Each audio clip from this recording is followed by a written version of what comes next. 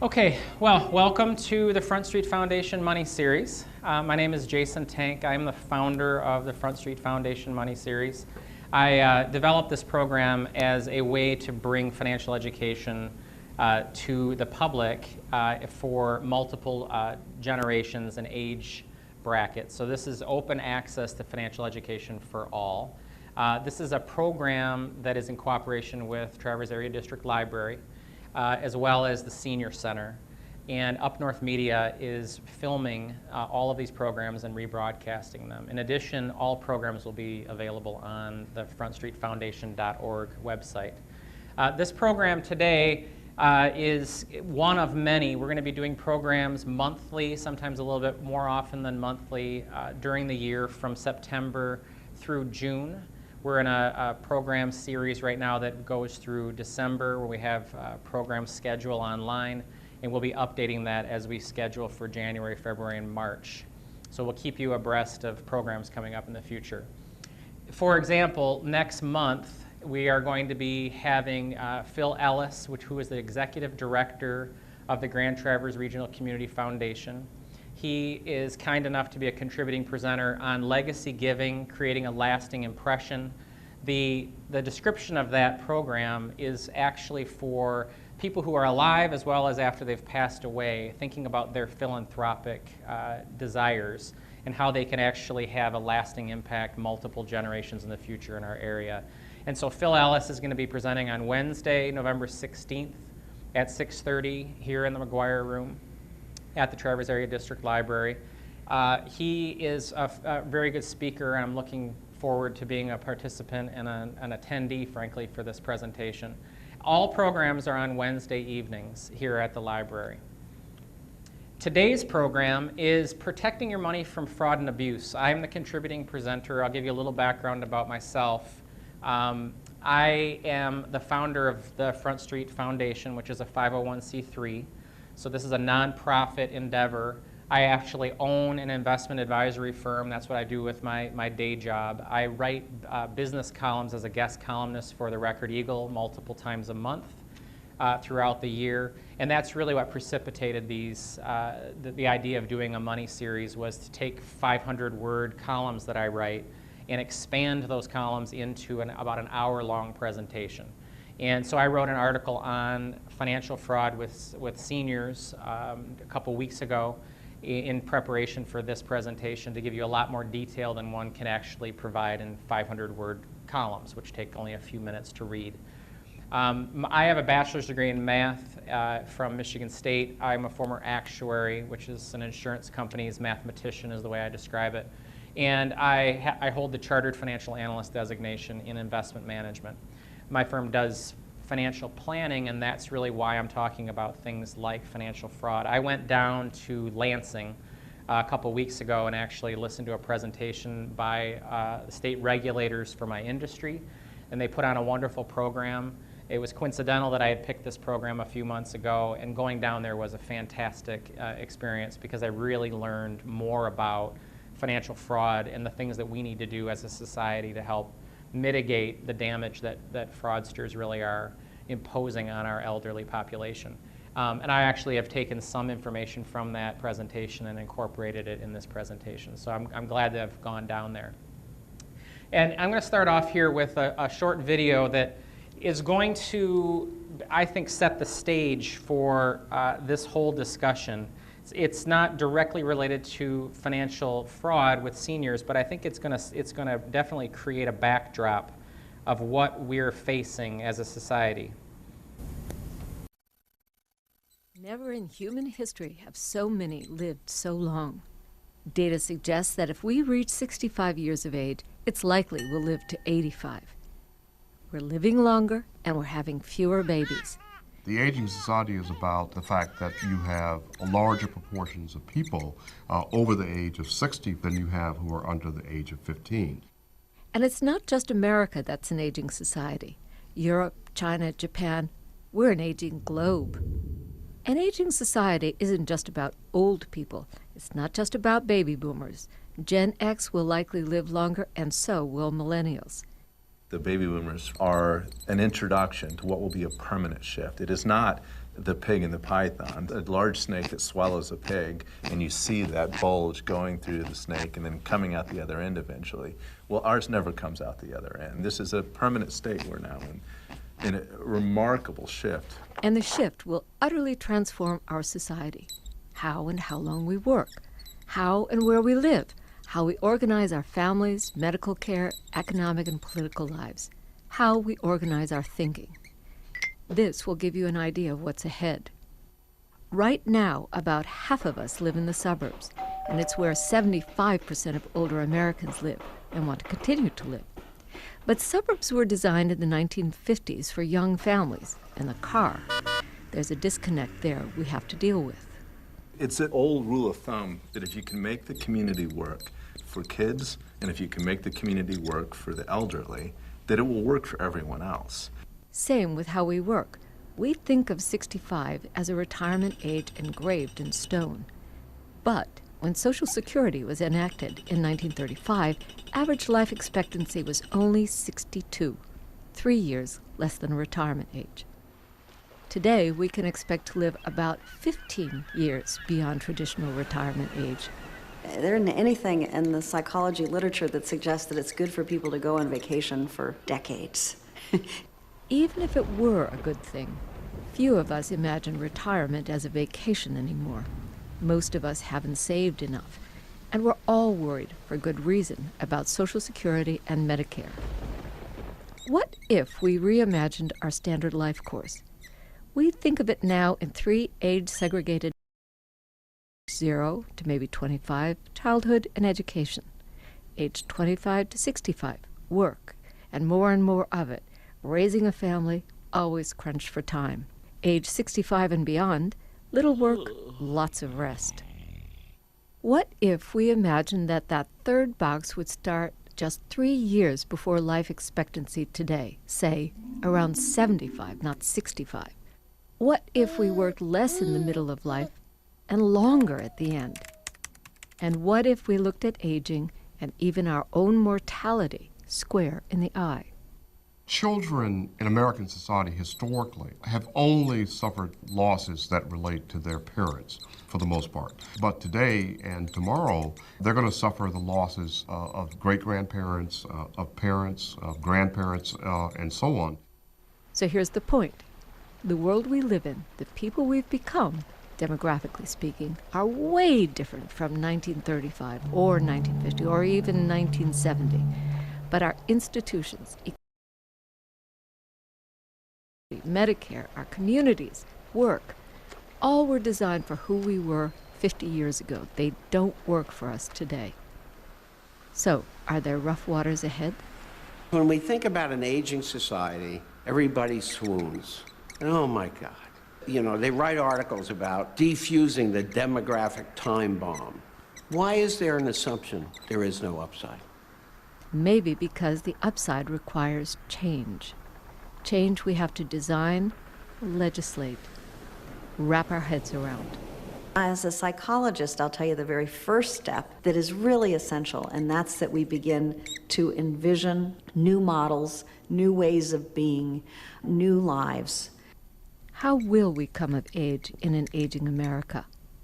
The conversation begins. Suggest that it's good for You know, people they to go write on articles vacation about for defusing. So with that video, I think it sets the framework of what we're dealing with here. I mean, we don't have a society that I think is adapted to the concept of a large group of people are aging, and they're aging with money.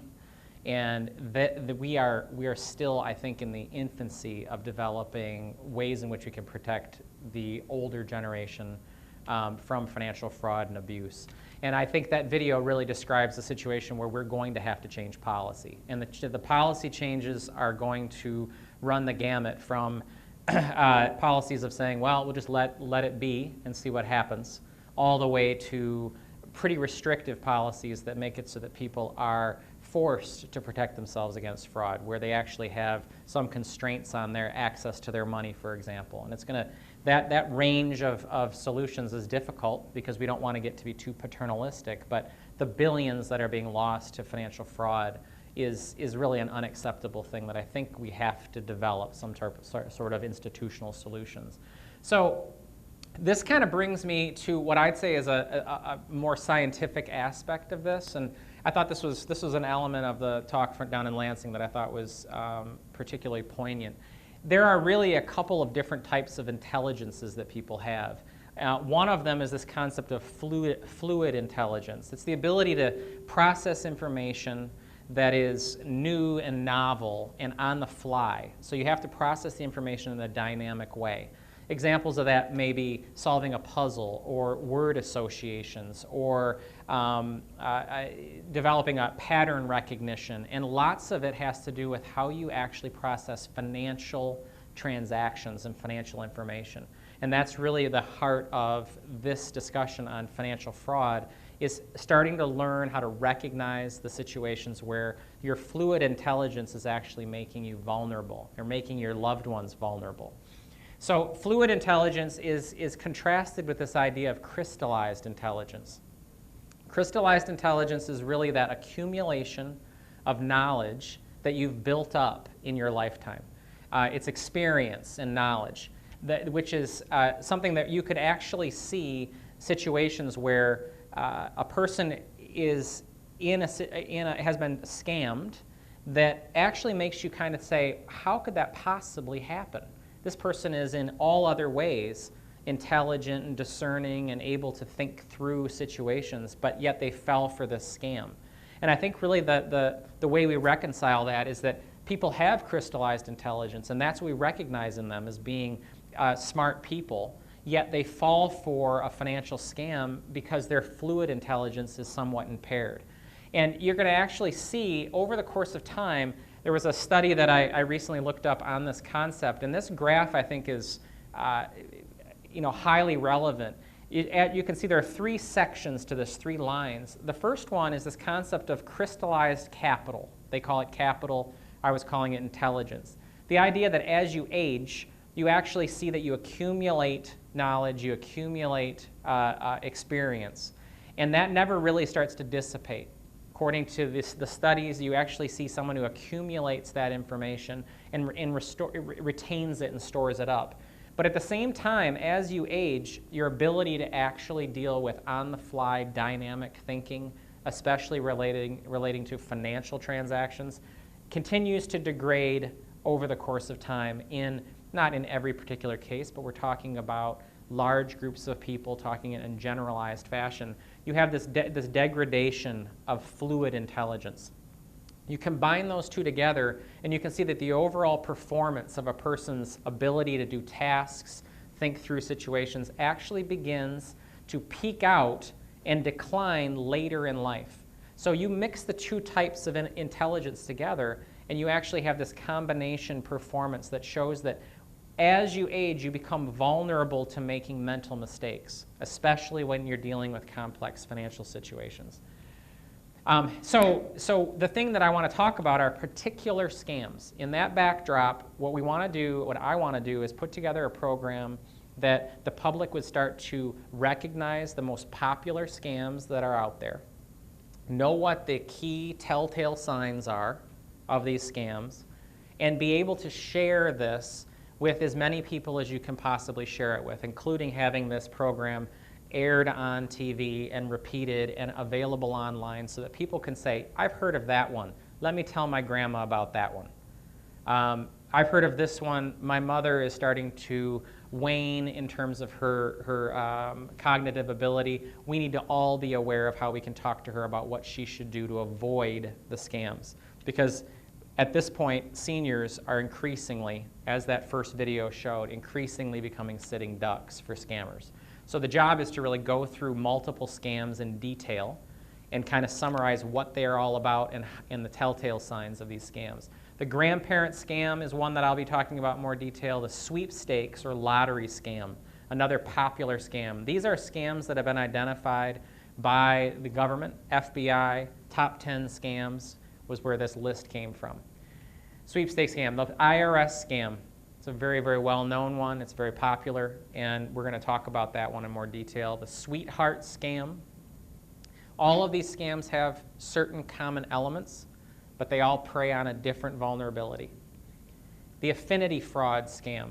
This one has is more generic in nature, and I think we all recognize that it mixes in with normal human behavior, the affinity fraud does.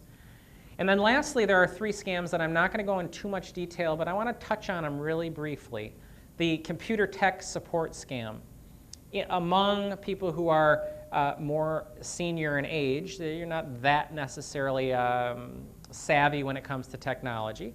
And what happens is that in this computer tech support scam, you'll have a virus on your computer that will have a pop-up that'll just show up on your screen, and it will say something's gone wrong and you need to push this button to get support to have us fix it. So a person clicks on it, engages with a scammer who has embedded this software on your computer. They then get on the phone with you. They get access to your computer because they tell you how to make it so that they have internet access or a remote access to your computer's desktop. And then they mess around with your computer to the point where they either wreck it, charge you a fee to get it fixed, or they go on and they actually steal private information off of your computer. They're essentially holding you hostage because you're ignorant about computer technology issues. The way around this, of course, is to train everybody when you've got a computer problem to go to a trusted fixed. The government grant scam is essentially that you have been awarded a grant, and the only way to receive this grant is to give personal information, give your social security number, or pay a fee in order to get a grant. So the government grant scam is literally a top 10 scam out there. And the home improvement scam is a similar rendition of all of this. A contractor, scamming contractor will come to your home. They'll offer to fix various things. You're usually dealing with someone who's living alone. It may be a widow or a widower who's unable to fix parts of their home. They'll come in, they'll do the work in a shoddy fashion, they'll charge you up front, they'll do practically none of the work that they said that they would do. They then would come back to you and say, you have to give me more money for me to fix the actual problem. So then you're in this constant cycle of giving money and getting poor service at best. And oftentimes the construction scammer will just leave. So you'll be left with a home that's in disrepair, possibly worse than it ever started out to be, and you're out money. So that's the home improvement scam. The Senate Commission on Aging has taken this issue up. They put out a report, and they gave a set of common signs to look for dealing with con artists. And I want to go through them with you to kind of give you an idea of the things that the government is trying to train loved ones, caregivers, as well as the elderly to look out for.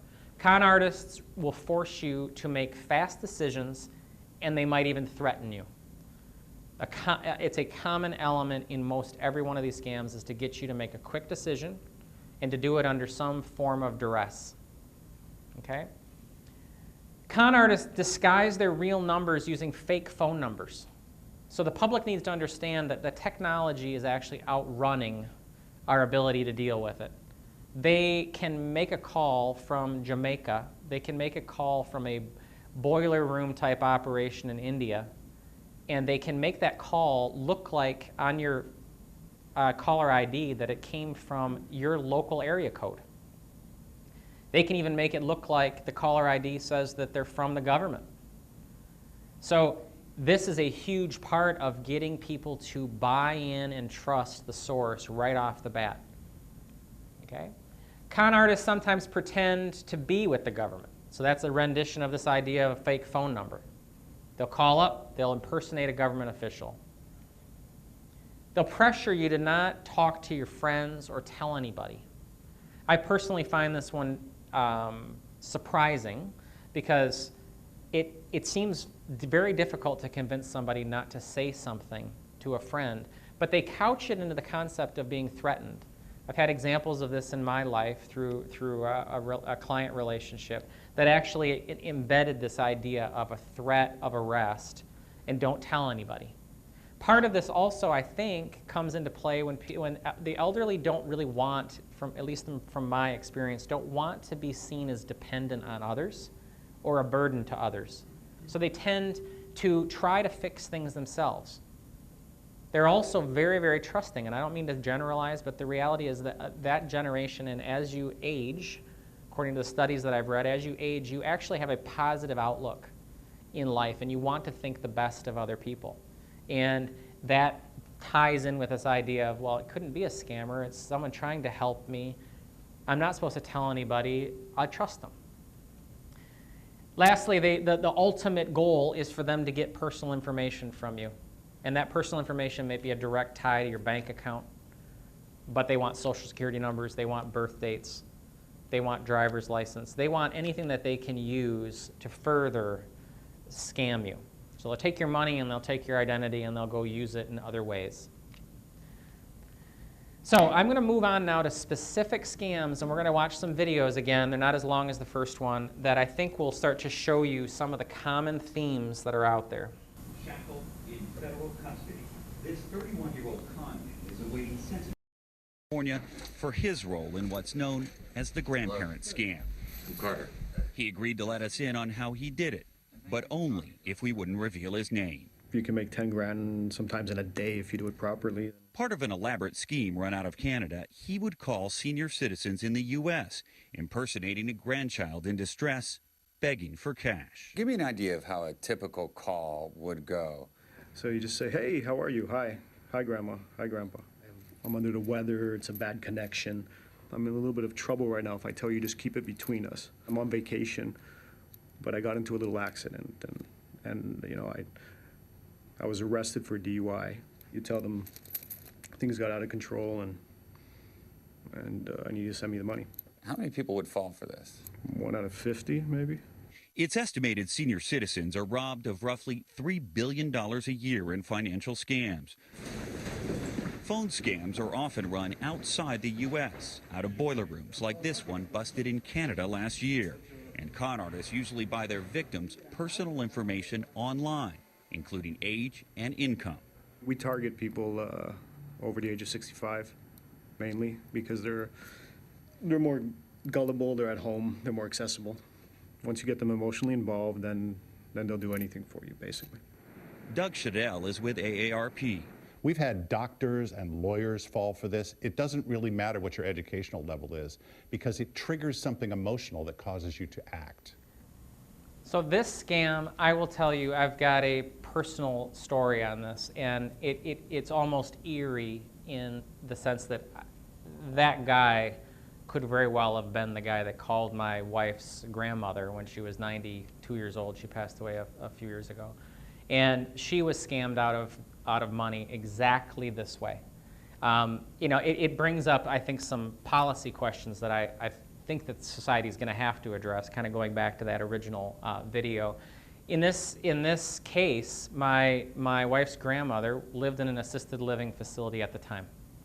And she got a call from her supposed grandson, exactly like the setup of this guy. And he said, I am injured. He sounded a little bit not like himself. He said, I'm in the hospital, I've been injured, so I can't talk quite right. And said that he needed money sent to pay his medical bills and get flown home. Mentioned that his parents were unavailable and that his sister, and named her, the fake grandson named his sister by name and was able to name drop people's names from my wife's grandmother's circle of life. And the way that he got that information, we suppose, was through Facebook. So she was on Facebook, her friends are listed. This person was able to scan that information because it was public information and use it against her. She then leaves the assisted living facility, gets on a bus, which they have transportation at this facility, drives her to the bank, which is a normal course of action because people of her age don't do online banking, they go to the actual bank, and walks into the bank. No one's asked a question at this point. Walks into the bank, goes to the teller, fills out a wire form, sending money, $1,800 I think was the number, to a scammer. And the money's long gone. And no one along the way, from the assisted living facility or through the bank situation, ever asked a question. And she, as the victim, never said anything. So you've got a whole confluence of events that have occurred here that I think policy-wise we can do something better in our society to make it so that there are some checks and balances. But we're not there yet, and I can tell you that from personal experience. I've called around to various custodians, asking them about what their actual tools are to allow for us to have some protection for elderly clients and elderly loved ones, and they haven't yet figured out that they're going to need to do this. And I think it's coming, but it's not yet here. So the grandparent scam setup is very basic. You've heard the basics here with the video, but you receive a phone call or an email from a grandchild, quote grandchild. They'll do it late at night, or they'll do it early in the morning when the victim is probably their least fresh. So they're tired out, or they're out of their normal routine. The person claims to be traveling to a foreign country, I think is a common element. The reason is you want to have that wire get out of the U.S. banking system. You want it to be gone. And they know that they can't, if they do this out of a jurisdiction that the U.S. doesn't have as much of a reach for, they won't be able to pull that money back in or track it. Now, they've got, usually the scammer has, quote, gotten into a bad situation. It could be arrested. In this case was the DUI. That's something that usually creates a little bit of shame in the supposed scammer, so that the victim feels as if they're doing a favor by not mentioning it to the family. These are all ways in which they can silence the victim. And then they tell them not to tell anybody.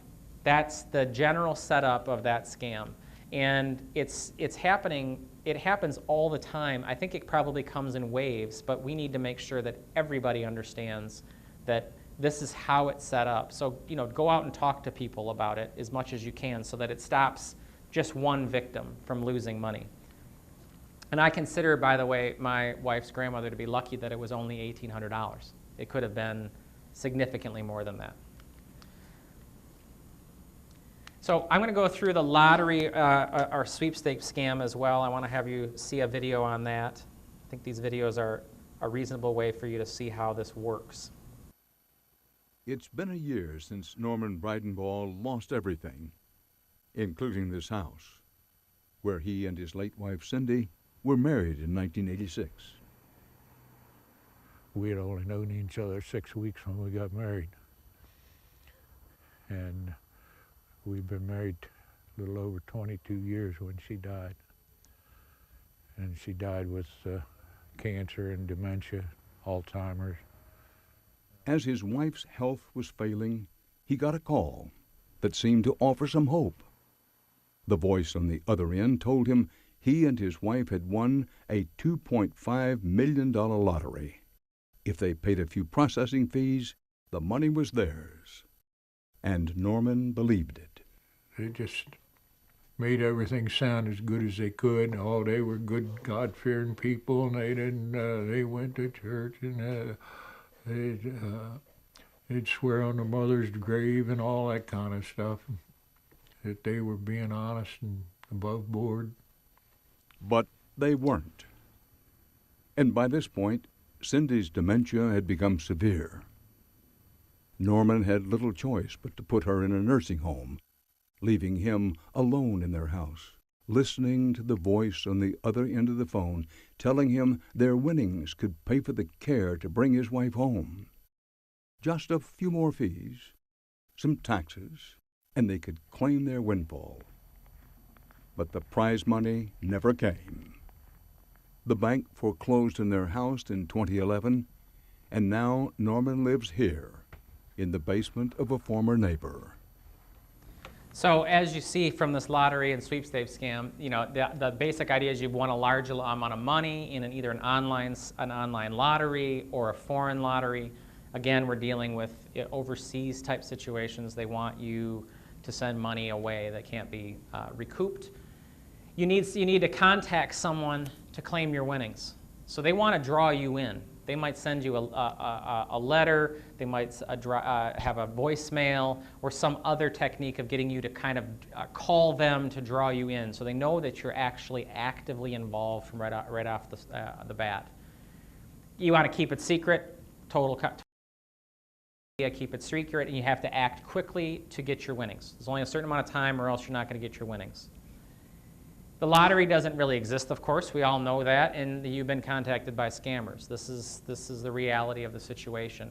you'll always be asked to supply some personal information. They want you to get, again, you have social security number. They want you to give your birth date. They want to have identifiable information that they can use. Even if you don't fall for paying fees and taxes, you might also give them information so that they can use your identity for various purposes.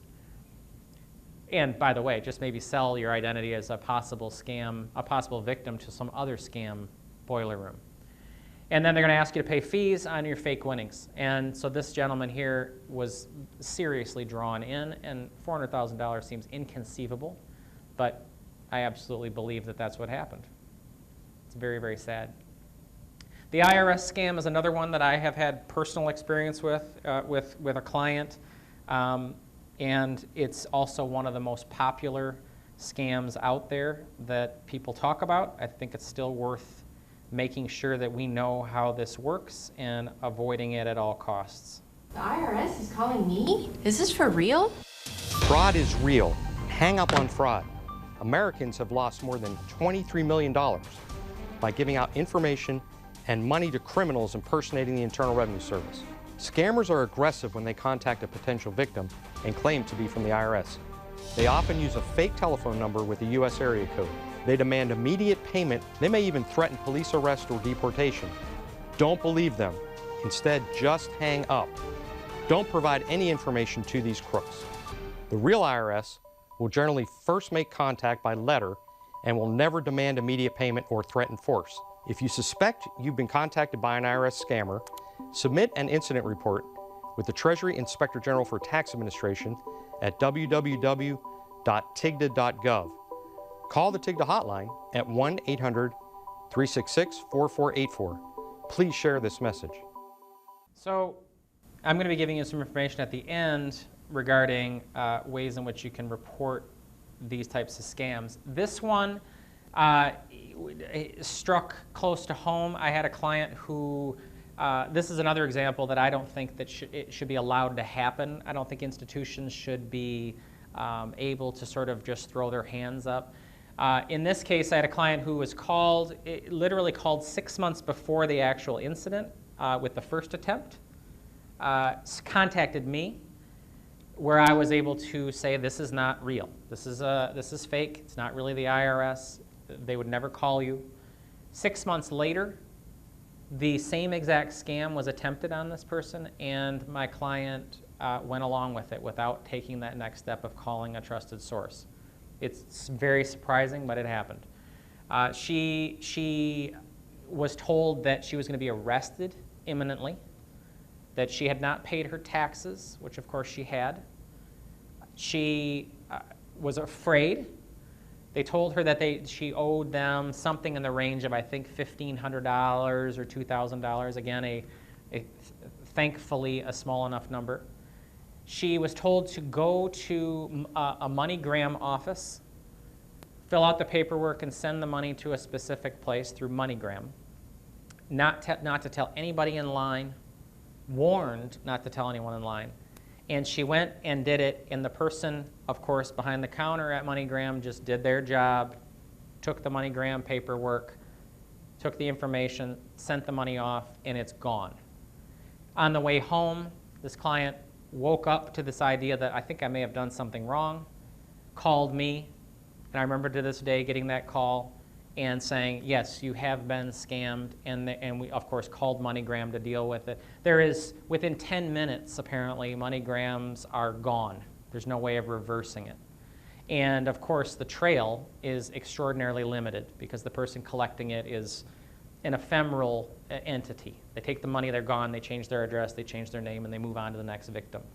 I personally think that MoneyGram should have a policy in place that says you need to attest to the fact why you're giving this money, or that we always ask our customers why they're giving money. We want to make sure that you can even do some sort of profiling to figure out, this person is older, I want to ask these questions, we've got 2 or 3 questions to ask you. It's something we want to do to protect all consumers. But it doesn't exist. According to what my research is, it doesn't exist, and also in my personal experience, it doesn't exist. So again, it's similar to the grandparent scam where the bank doesn't ask either. Somebody's got to start asking questions. We've got to start looking out for the elderly with these types of scams. They're all preventable. So the IRS scam is just like this. They get a call to demand payment.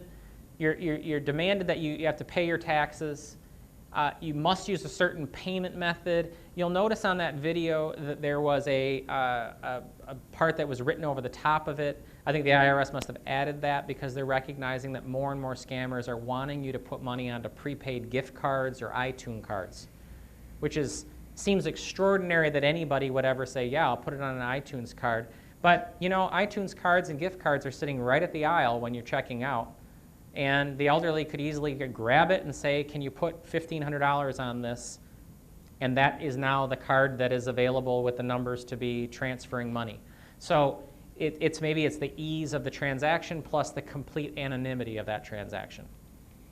But so asking for a debit card, credit card, numbers over the phone, these are all common things that the IRS would never do, but the IRS scammer is asking you to do.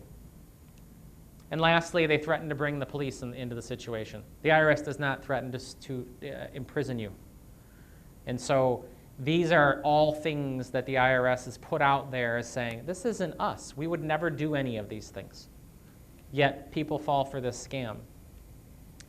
Now, I'm going to go through two additional scams, one called the Sweetheart Scam and the other one called the Affinity Scam. They're short little videos, and then I'll start talking about some ways in which we can prevent these things, some action plans, some best practices. I look at it now and I think, how could I be so naive? This woman is still healing after losing hundreds of thousands of dollars in a scam and has asked us not to use her name. The 79-year-old ballroom dance executive says it happened after she decided to use an online dating service. He was calling all the time. Almost every day he would call to see how I was. He also realized how musical I was or am and that I enjoyed dancing. So he would send videos. They decided to meet, but the man who said he was a general contractor abruptly needed to go to Malaysia for work. At one point, he said he needed money for a construction license. The answers were always legitimate in my mind, and so I sent him the first $9,000. Over several weeks, she sent more money. In all, more than $400,000. When he asked her for a ticket to travel to the U.S., something didn't seem right, so she called authorities in Malaysia. I'd even called the embassy, and they just said, you've been scammed, you'll never get your money. Turns out the man she was talking to on the phone used someone else's picture and name for his profile. For me, I thought that I was really doing well to do the background check. So obviously, these people steal identities. Postal inspectors say the most important red flag is money. If they're asking you for money ever, especially large dollar amounts, that it's probably a scam. Quickly move on to the affinity fraud, and then we'll do some discussion of actual policies that we can put in place with our loved ones and ourselves. Recognize it. With affinity fraud, scam artists take advantage of common bonds developed through religious, professional, or ethnic relationships. In cases like these, scam artists take advantage of the intrinsic trust within a group by first befriending a respected or influential member, intentionally building a common affinity. This person then unknowingly assists the fraudster by sharing the success they've had with the investment with others. Because of the individual's credibility and the inherent trust within the group, many others may decide to invest in what often turns out to be a scam. This type of scam can occur in person or online.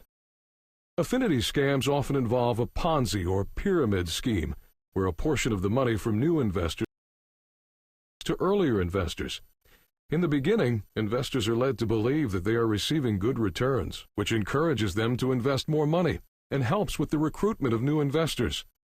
However, these early investors are really just being paid a portion of the money received from newer investors, and the rest goes to lining the pockets of the fraudsters. Inevitably, the supply of new investors drops, people cash out or ask for their money back. The scheme collapses, and investors lose most, if not all, of their money. So those two scams are, the first one obviously is in the Sweetheart Scam, is you've got a person who's lonely, who wants to have some company, and again is in that positive mindset of wanting to trust people. I mean, that's the natural disposition, is to trust. And she slowly reeled in. I mean, I think this situation was an online dating service, and I think that she probably did not have a personal, physical relationship with this individual, but was able to, through common interests or faked common interests, draw her in to the degree that she wouldn't even recognize that in the beginning she's providing a person money, there's a constant contact after that initial disbursement of money, and created a concocted story that actually looked real. Because I think, again, we're talking about technology here that is just completely outstripping the victim's ability to actually discern the truth from the fake situation. So the affinity fraud, now that one's is pretty interesting to me in the sense that our entire way of commerce is built around the concept of affinity. We have we go to the same church, we go to the same country club, we're friends with someone who's friends with someone who referred somebody. That's a common way of doing business. Who do you know that sells insurance? What investment advisor do you use? Are you happy? Well, the idea that the initial referrer is actually part of the being scammed themselves and they don't even know it, that's the perfect setup. The perfect setup is that the referrer who's being scammed is all in with the scammer unknowingly. So affinity fraud is really hard to discern. I think the goal there and the objective is to maintain a level of skepticism and cynicism that feels a little bit ugly and wrong and negative, but ultimately skepticism, I think, is going to help mitigate these types of scams. So I'm going to go through some tips and tools that I think are basic tips and tools. There's probably about 10 or 12 of them. And I think that a lot of these could be used to stop the fraudsters in their tracks. And the first one I bring up is get a phone number and call the person back. I'm not necessarily saying call the person back, but what I am saying is get a phone number. The minute you ask for a phone number when you're talking to someone, it's very likely that if they're making calls out of a boiler room in a foreign country, they're using a fake phone number that looks like it's local. That is a temporary number that they're able to use. They're not going to be able to say, yeah, give me a call back and have that number routed right to them, because they're on a quota. They're making one call after another, and if you're not easy, they're just going to dump you. And the minute you say, I'd like your number so I can call you back, that might be the end of that person. Then they profile you as someone who's not that easy to scam, and your number now becomes deprioritized in the list. If you play along, you become a much easier fish to catch. Which brings me to this one. If you're kept on the phone for a long time, you might want to reconsider the conversation. This is their goal, to get you involved, to get you embedded in their life. Or vice versa. They're trying to draw you in. The longer you play with a scammer, the less likely you are to win. It's almost like playing a poker game. If you don't know that you're the patsy at the table, it's probably you. If you're looking around, the guy who's playing the game, the long game, is probably going to eat you up over the course of time. If you're on that phone for a long time with a scammer, you're likely to get drawn in and you're likely to lose. You're also likely to get profiled as someone that is going to go along, and you're going to get called by others. You should have somebody in your life or multiple people in your life that you consider trusted sources. You should preemptively identify these people, and you should always talk over every big financial decision or even small financial decisions with somebody. I'm not saying it has to be a financial professional. It needs to be someone in your life that you can call and say, I got a call, it seemed a little fishy, it's almost too good to be true. What do you think? And that's someone that you should have sort of on your speed dial, so to speak, in your life. This one's a little cynical. It's more than a little cynical. It's very skeptical. Just don't assume that people are who they claim to be. Trust but verify.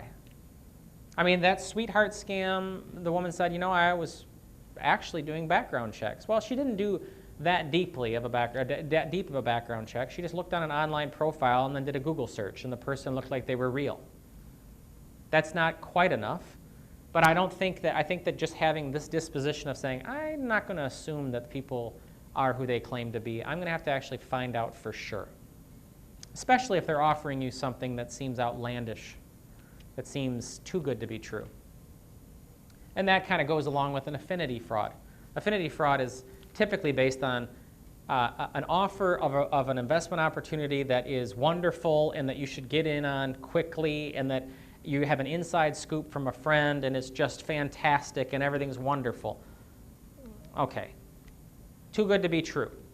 This person's probably not that good of a real estate investor or collectibles investor or investment advisor or whatever it is that you're buying. They're not who they claim to be. Don't be bullied by an email or a caller. The minute somebody is calling you and threatening you and bullying you into action is the moment that you should hang up. Frankly, you should have hung up a long time back, but if you're at that point where they're bullying you, it's over. And I know it's easy to say in retrospect, but these are things we want to actually show the public, talk about, have action plans before the moment of vulnerability occurs. And it's the reason I'm doing this talk. It's the reason I'm doing this talk at the Senior Center next week. I want to make sure that people are aware of it so that there's an army of people out there who are talking to people.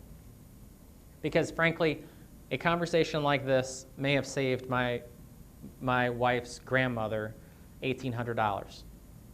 And I think it can save $1,800 or more, a lot more money across the country if we had people talking about it openly. Sign up for the National Do Not Call Registry. It's not hard to do. I'm going to give you a link to this at the end of the program. This presentation will, of course, be recorded and put on the FrontStreetFoundation.org website, where you'll actually have this information posted. But the National Do Not Call Registry would certainly do one thing. It would take you off the list of legitimate telemarketers, and it would keep you on the list of potential scammers. So any calls you get, you can make an assumption that you're probably dealing with someone who's not abiding by the law. Never give out personal information. This sounds so basic, but you just don't do it. And in addition to that, if they have your social security number and they have various other pieces of information, your address, and they say, I would like your birth date, it may be the last missing piece of the puzzle to have identity fraud at that point. Identity theft. So you don't want to give them anything. You just let them put it in writing, send it in the mail, confirm that it's real before you move forward in any way, shape, or form. Don't click on an email link without knowing who the sender is. This is the way in which fraudsters will allow you to click on a link and then make the website that you're going to be an almost exact replica of a legitimate financial institution. You then play around on their fake website that looks exactly like the bank's website. You put the information in, all of your identifiable information, and they capture it. It's called a phishing scam. Happens all the time. Don't click on links that if you don't know who the sender is. Another technique is to go directly to the website that email is referencing and type in the actual website in your browser.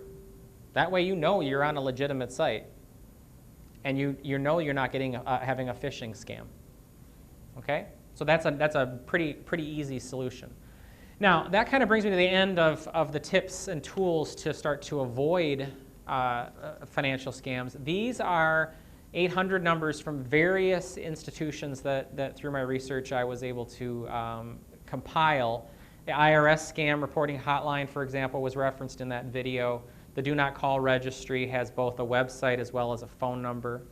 The Senate Committee on Aging has a dedicated fraud hotline to start to gather up information. I think what the government wants to do is they want to see where these scams are originating. And a few videos that I didn't show you actually show some police action to try to shut down some of these boiler rooms in some of these overseas locations. So they're able to kind of work backward from all of the data and find out where these perpetrators are actually doing their criminal activity. AARP has a fraud fighter hotline as well. So these are numbers that will be available on the website. You don't have to write them all down now. We can also provide them to you if you ask for them. I will send you the list of numbers. And that concludes this program. I want to make sure that we talk a bit about next month with Phil Ellis. I'm really looking forward to his presentation on legacy giving. And lastly, I want to thank the cooperative partners within this Front Street Foundation Money Series. The Traverse Area District Library is a wonderful partner. This is a great space. It's wonderful to have the technology to be able to record these programs. In addition, the Senior Center Network is a wonderful partner because they are taking care of many of these issues that I described. They are a resource for educating the public. And lastly, Up North Media for providing the ability to broadcast this to a large audience for a long, extended period of time. So I appreciate you coming, and I'm happy to answer any questions after the conclusion of the program.